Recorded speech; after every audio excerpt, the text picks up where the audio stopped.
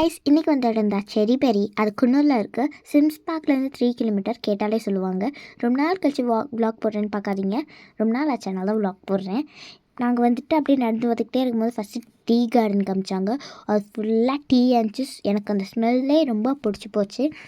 அவ்வளோ டீ, அதை எப்படிலாம் கட் பண்ணுறாங்கன்னுலாம் காமிச்சாங்க. அதை பார்த்தோன்னே என்ன எப்படிலாமா கட் பண்ணுவாங்க அப்படின்னு எனக்கு ஒரு கொஸ்டின் வந்துடுச்சு. இந்த ஆண்டி எங்களுக்கு தெரிஞ்ச ஆண்டி தான். அதை எல்லாேருக்கும் ஹாய் பாய் சொல்லிகிட்டு இருந்தோம். அங்கே பாருங்கள் எவ்வளோ ஃபாஸ்ட்டாக கட் பண்ணுறாங்கன்னு. எனக்கே ரொம்ப பிடிச்சி போச்சு. நான் ட்ரை பண்ணேன், ஆனால் அதை தூக்கவே முடியல. அந்த மிஷின் கொஞ்சம் வெயிட்டாக இருந்துச்சு.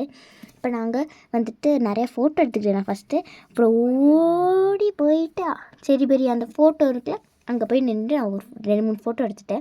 அங்கேருந்து வரும்போது தான் ஒரு பெரிய லான் இருந்துச்சு.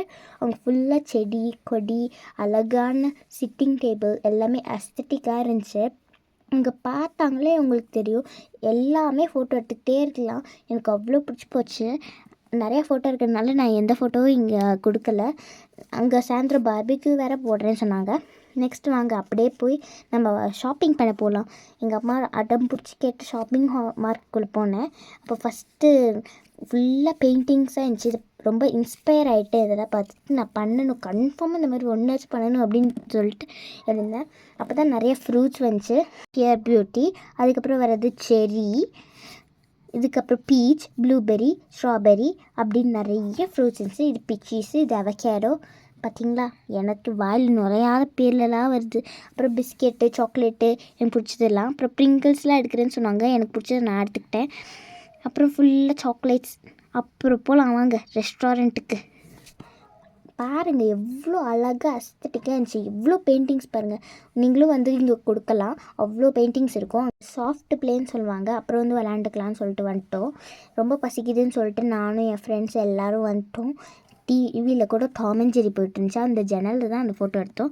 நாங்கள் ஆர்டர் பண்ணது பீஸா. செம்ம டேஸ்ட்டாக இருந்துச்சு. எனக்கு ரொம்ப பிடிச்சிருந்துச்சி. அது ஹாட் சாக்லேட், காஃபி கிடையாது. அப்படி பார்க்காதீங்க. இப்போ பாருங்கள் நான் எப்படி ரிவ்யூ சொல்கிறேன்னு. அவ்வளோ சீஸ் இழுத்துக்கிட்டே இருந்துச்சு. ரொம்ப பிடிச்சிருந்துச்சி. நெக்ஸ்ட்டு நம்ம போகிற இடம் தான் சாஃப்ட் ப்ளே. எனக்கு ரொம்ப பிடிச்சிருந்துச்சி. என் ஹைட்டு கொஞ்சோண்டு இன்னும் கொஞ்சம் பெருசாக இருந்தால் கூட என்னை உள்ளே விட்டுருக்க மாட்டாங்க. ஏதோ அடம் பிடிச்சி கேட்டு உள்ளே வந்துட்டேன். ஒன்றையும் நான் வந்து விளையாண்டுட்டு ஜாலியாக இருந்தேன். ட்ராம்போலினில் கூட குச்சி விளையாண்டேன். ஆனால் அது இருந்தது தான் ஞாபகம் இருக்குது. ஃபஸ்ட்டு நாங்கள் பாஸ்கெட் பால்லாம் விளையாண்டுருந்தோம். நிறைய கேம்ஸ் இருந்துச்சு. அது உள்ளே போய் பார்த்தா கூட உங்கள் ஊஞ்சல்லாம் இருந்துச்சு. ரொம்ப பிடிச்சிருந்துச்சி. இன்னும் கொஞ்சம் நிறைய ஃபோட்டோ எடுத்தேன். அதெல்லாம் போஸ்ட் பண்ண வேணாம்னு சொல்லிட்டாங்க. அதனால நான் போஸ்ட் பண்ணல. இந்த இடம் பிடிச்சிருக்குன்னா மறக்காமல் விசிட் பண்ணுங்கள். முக்கியமாக சண்டே விசிட் பண்ணுங்கள். அப்போ தான் நிறைய சேல் போட்டிருப்பாங்க. ஓகே, பாய்.